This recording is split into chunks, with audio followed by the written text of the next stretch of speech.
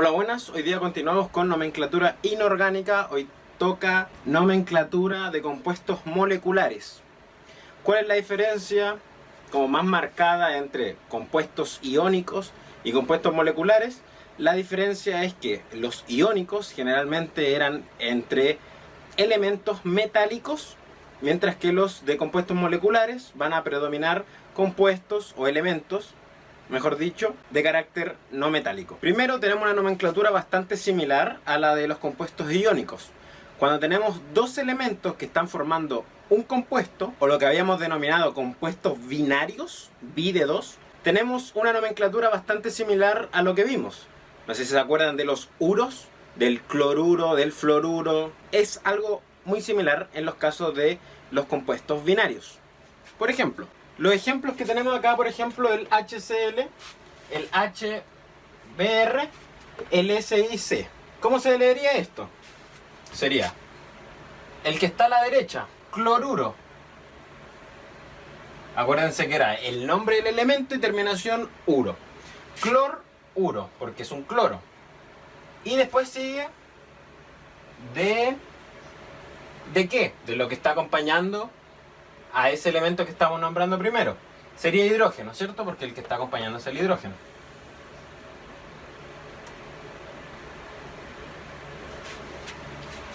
Cloruro de hidrógeno. Si este es bromo, ¿cómo se llamaría entonces? Bromuro de hidrógeno, nuevamente. Ahora, aquí tenemos algo relativamente diferente, que tenemos un carbono. ¿Podría ser un carbonuro?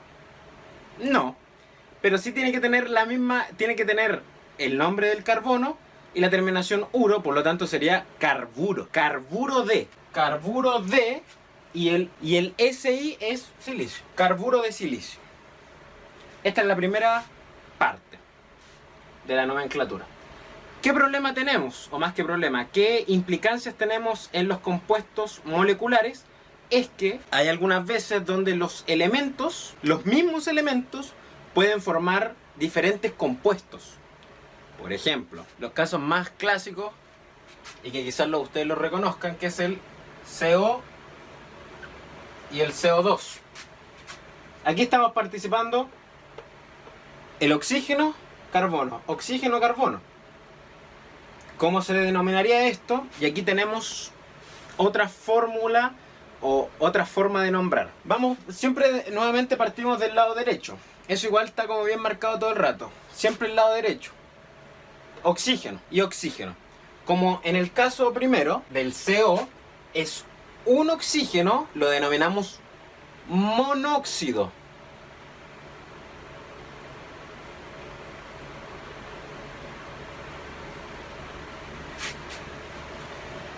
No sé si se acuerdan de la nomenclatura iónica, cuando veíamos los óxidos de hierro, óxidos de algo. Bueno, ahora vamos a agregar el cuántos hay, pero en una nomenclatura, que son los famosos prefijos griegos, que quizás lo recuerden de matemática, del mono, di, tri, cuadra, perdón, era los prefijos griegos que vienen quizás de la matemática o de la geometría, mono, di, tri, tetra, penta y así sucesivamente. Monóxido de carbono. El monóxido de carbono. ¿Cómo sería entonces este? Si nosotros buscamos los prefijos griegos, para cuando son dos, vendrían siendo di. Por lo tanto, sería di, como sigue siendo un oxígeno, dióxido de carbono. Y así es como podemos clasificar de manera diferente este compuesto que tiene los mismos elementos. O sea, tiene oxígeno, tiene carbono, oxígeno en carbono, pero en diferentes proporciones. Vamos con otro ejemplo. El otro ejemplo, SO, SO2, SO3. Como ya dijimos, el 1 es mono. Mono. Como es oxígeno, monóxido de, y lo que acompaña, en este caso es azufre. Monóxido de azufre. Para el otro caso, uy, me fui como medio para abajo. Para el otro caso, SO2. ¿Cuántos oxígenos? Acuérdense, siempre se nombra la parte derecha. Eso es algo que tenemos en toda la nomenclatura, tanto iónica como molecular, la que estamos viendo ahora. Son 2, por lo tanto sería di. ¿Di qué? La molécula es un oxígeno, dióxido de azufre. Y para el último caso, sería tri.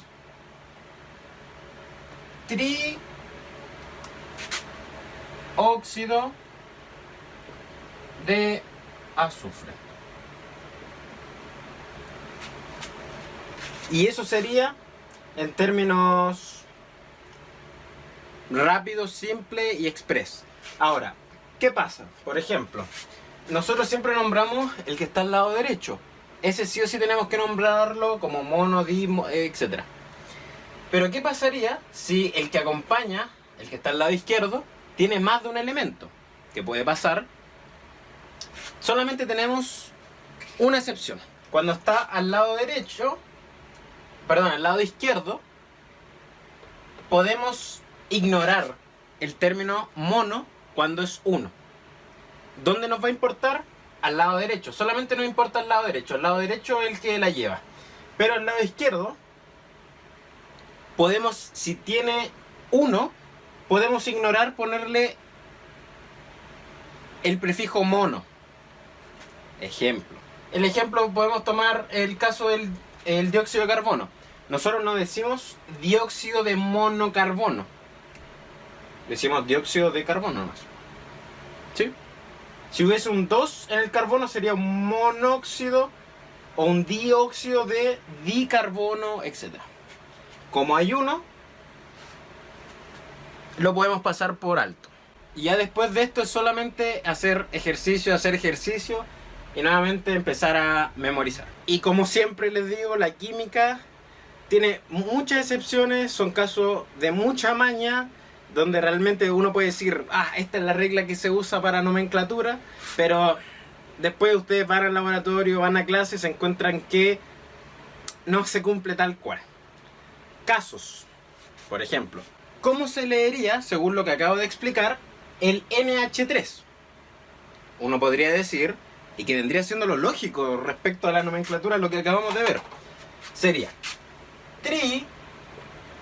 trihidrógeno de nitrógeno. O algo más o menos así. O un algo de hidrógeno. No, así no se nombra. ¿Cómo se nombra esto? Por su nombre común. Amoníaco.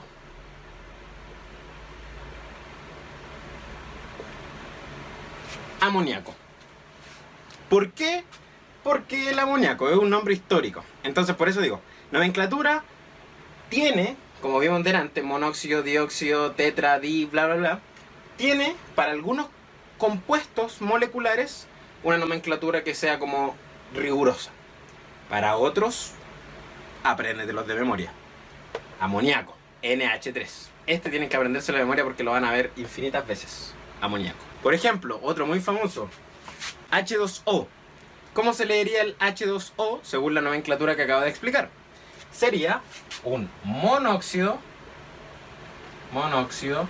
de di, porque tiene dos, dihidrógeno.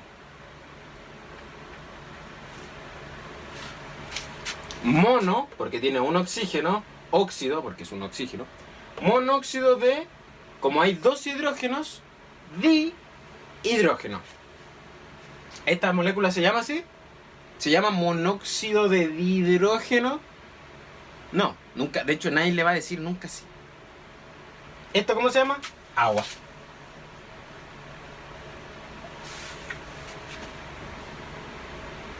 Agua. Eso, en mi cara de cómo la nomenclatura... hay casos... Esto hay que aprenderse. El amoníaco, agua. Nunca le van a decir... Hoy vierta 5 ml de monóxido de dihidrógeno en trihidróxido de nitrógeno. Le va a decir, échale amoníaco al agua. Listo. No sé. Pero sí lo que podemos decir en que, en general, estas excepciones como el amoníaco y el agua, hay muchas más que se relacionan con el hidrógeno. Así que si ven compuestos moleculares que tengan hidrógeno, puede ser que la nomenclatura no sea tan como ustedes piensan. Ahí por eso digo, tienen que aprendérselo de memoria. Y para terminar vamos a responder la pregunta que es de revisión de conceptos, para ver si hemos entendido la materia que hemos estado viendo. Entonces nos dicen, ¿por qué el compuesto dicloruro, ¿cuántos cloros tiene? Si es dicloruro, 2.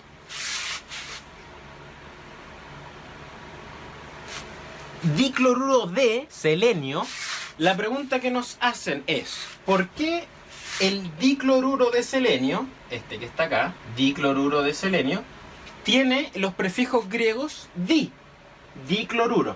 ¿Y por qué este compuesto que está acá, que es cloruro de estroncio, este es cloruro y este es dicloruro? ¿Por qué este que tiene 2 cloros es di y por qué este que tiene 2 es cloruro? La respuesta va en las interacciones que está haciendo el cloro. ¿A qué me refiero con eso? Me refiero a que en el caso del dicloruro de selenio, el selenio es un compuesto no metálico con un compuesto no metálico. Por lo tanto, es un compuesto molecular. Y nosotros acabamos de ver que los compuestos moleculares tenían los di, tri, mono, bla, bla, bla.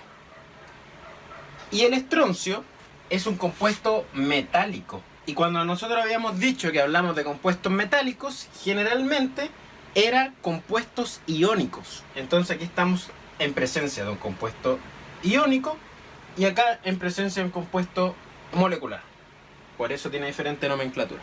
Y eso sería todo para compuestos, para nomenclatura de compuestos moleculares. Repaso rápido, la diferencia con los que vimos anteriormente: los compuestos iónicos, generalmente de elementos metálicos; los compuestos moleculares, generalmente compuestos no metálicos. Y aquí tenemos el tema de el mono, di, tri, tetra, etc. Con algunas excepciones, que son los casos donde tenemos hidrógeno, como puede ser el NH3, el amoníaco, o como puede ser el H2O, que es el famoso agua.